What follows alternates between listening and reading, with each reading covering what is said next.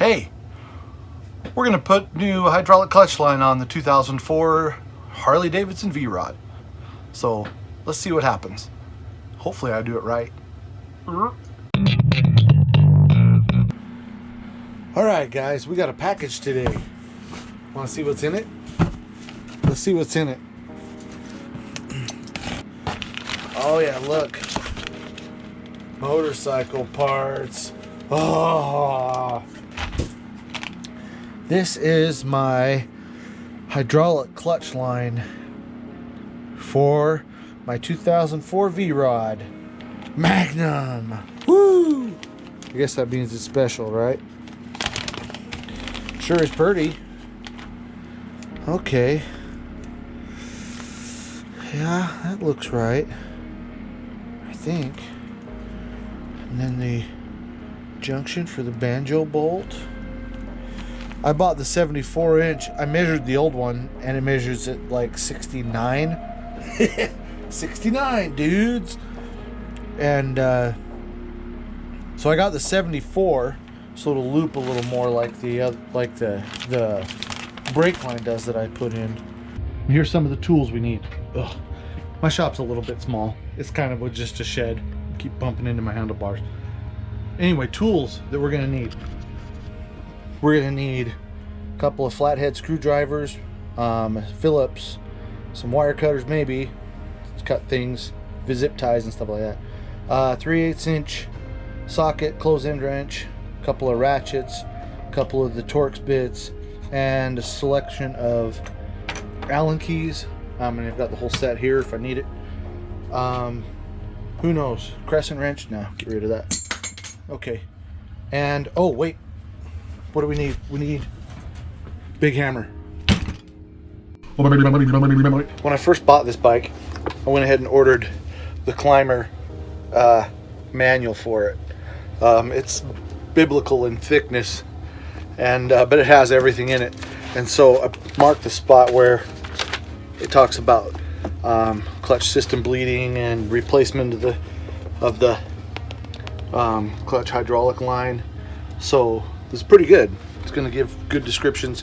I mean, I've read through it like 4 times, so it's going to prepare me for getting this done. It's 2002 to 2005. Mine's a 2004. Models require .5. Use only .5 fluid from sealed container. I mean, look how aged mine is. It's getting this. I don't know about you guys. That's useless.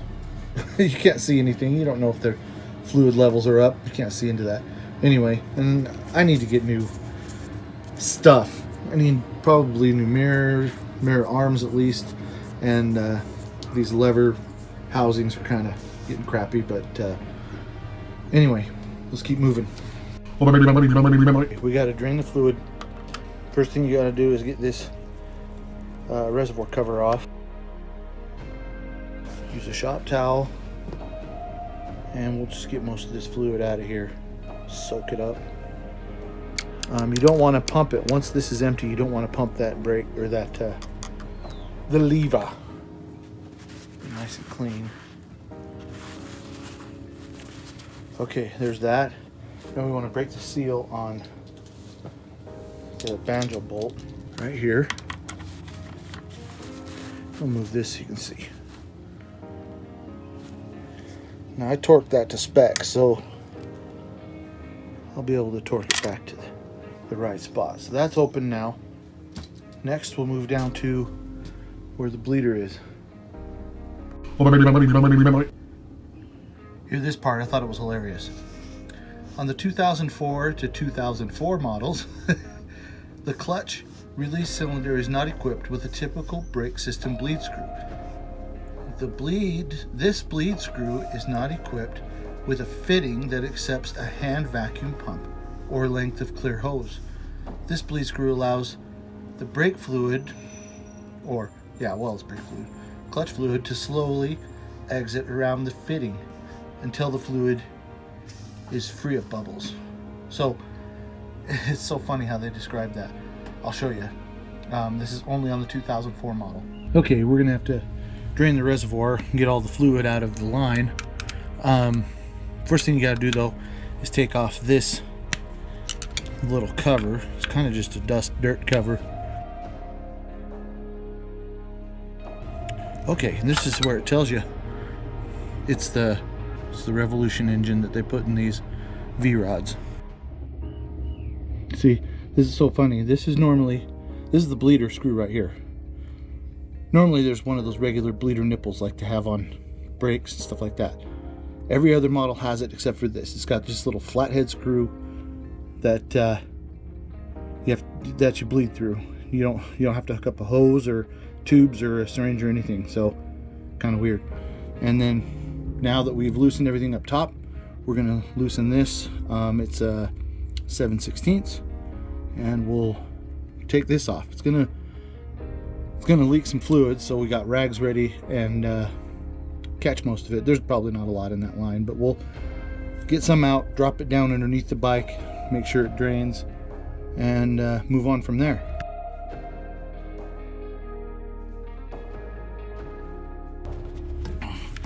Okay, here it comes.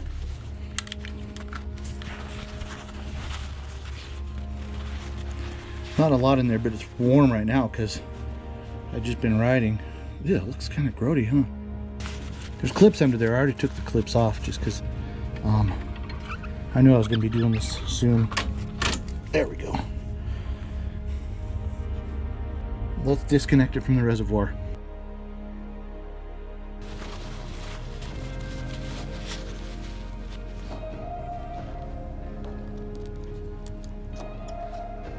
There.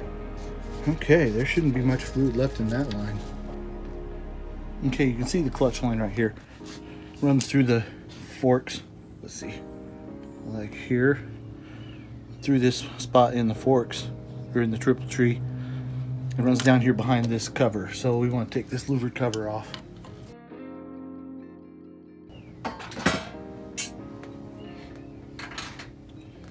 Now, start to thread it down through here. I think what I want to do is I want to attach the new one to this banjo junction here and pull it through so that it threads in the right spot. Yeah, maybe we'll just use a couple of zip ties to hold these together. So here's the clutch line right here, coming down from the forks. We're gonna feed it through here and just kind of try to get it to go the same path as the old one. I fed that pretty successfully through the triple tree and then out this side right here by the one of the cooling hoses, and then it tucks back into here behind the frame. Then there's some clips, let's see, way down here, so it keeps it away from the exhaust. That's good. And then of course comes up right here. Let's see if I can grab it. There we go. Yep, comes up right there through that gap so that you can see the floor and connects into there. It's got a little bit longer. This is a little bit longer than the old one.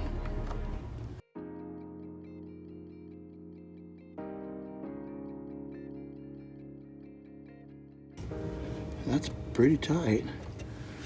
Let's put the banjo bolt in up top. Banjo bolt. Now this has the little O-rings on the inside of the washer, gasket, I guess, inside of the washer. And I guess I'll just reuse those. They look pretty good. With the brake line and the clutch line, looks pretty good together, don't they? Torque wrenches are good. All right, so it says 17 to 23, spit all over the place, 17 to 23 foot-pounds. So you times that by 12, it's 216, because this is just inch-pounds. So, how to read a torque wrench. This isn't that bad. 216 I said, right? There's 205, 220. Let's crank it to 220. Almost there.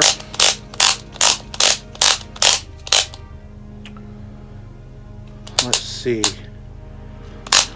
Man,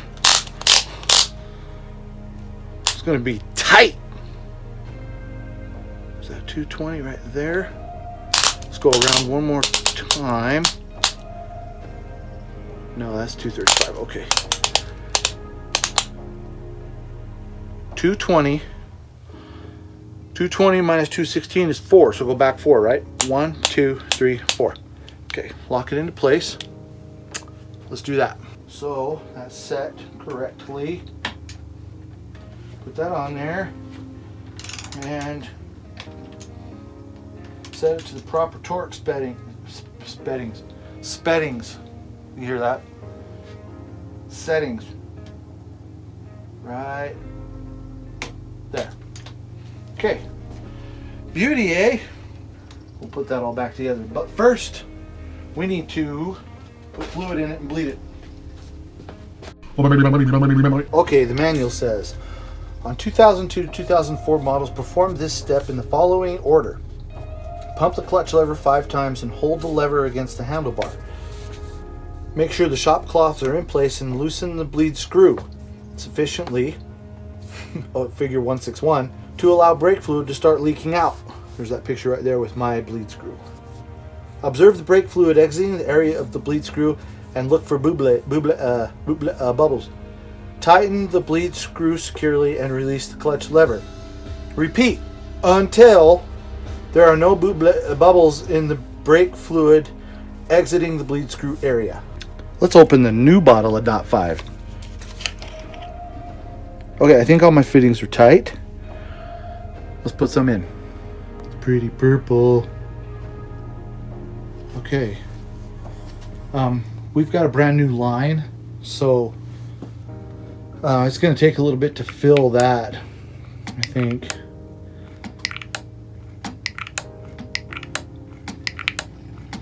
And I think what I'm going to do is I'm going to loosen that bleed screw a little bit to let it come down.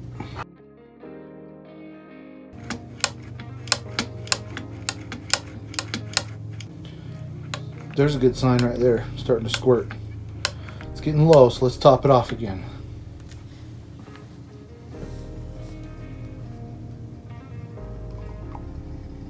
This just takes a little bit of patience, I think.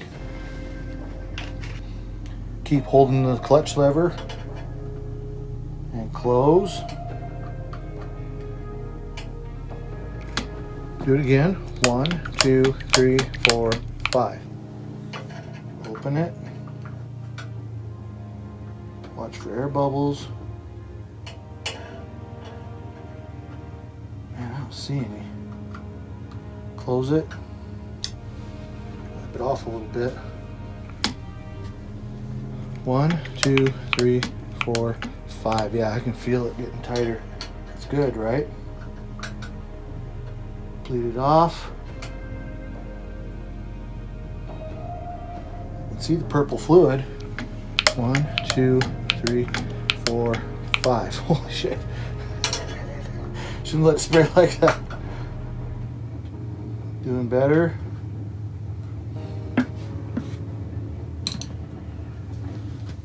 Let's go ahead and cover it. 1, 2, 3, 4, 5.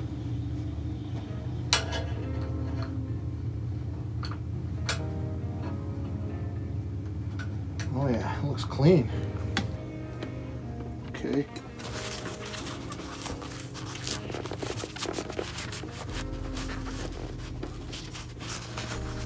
Let's check the fluid level here.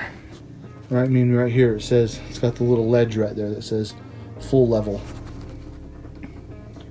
So we're gonna put it on there, put the cap back on, and maybe just take it down the street. Okay, get the reservoir cap. And there you gotta jigger it around a little bit to get that seal to go all the way around. Tends to like to grab on one side or the other, sometimes both. And then you don't want to make it so tight that the seal bulges around the sides. Down. Yeah, it looks pretty good. A couple of interruptions while I was working on the clutch hydraulic line, but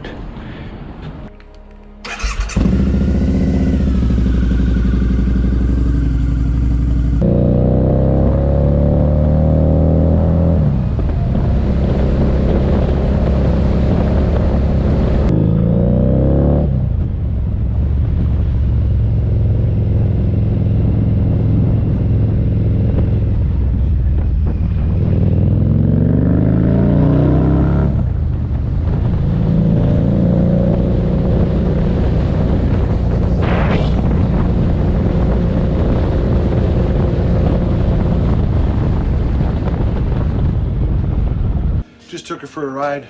Back in the shop now. Works good, I think. I checked for leaks. It's kind of hot right now. I'm waiting for it to cool down. But in the meantime, we can put the side louvers back on and the cap over the clutch. This thing's always kind of a pain in the ass. You got these two little slots right here that go on. Those nubs there. Now, I don't know if I should leave the clutch cable outside of this or try to get it inside. Oh, that pushes it up even higher over there, doesn't it? Doesn't it? Okay, let's tighten it up. Don't need to go too aggressively tight on this, I don't think. Just to cover, it keeps water off of those wiring harnesses if it rains or anything like that. Get splashed. Okay, other side. Be careful. This is still hot. Whew. Ouch. See? I'm trying to be careful.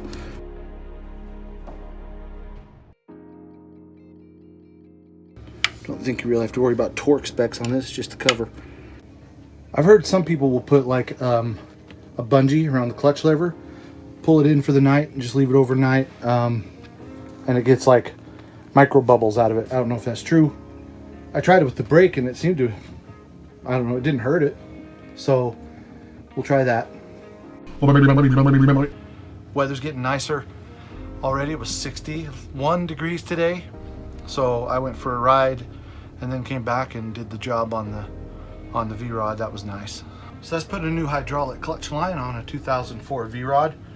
The 2004 is specifically different than every other one because it only has the bleed screw, and it's just a flathead screwdriver, and you just open it a little bit, let the bubbles come out, close it.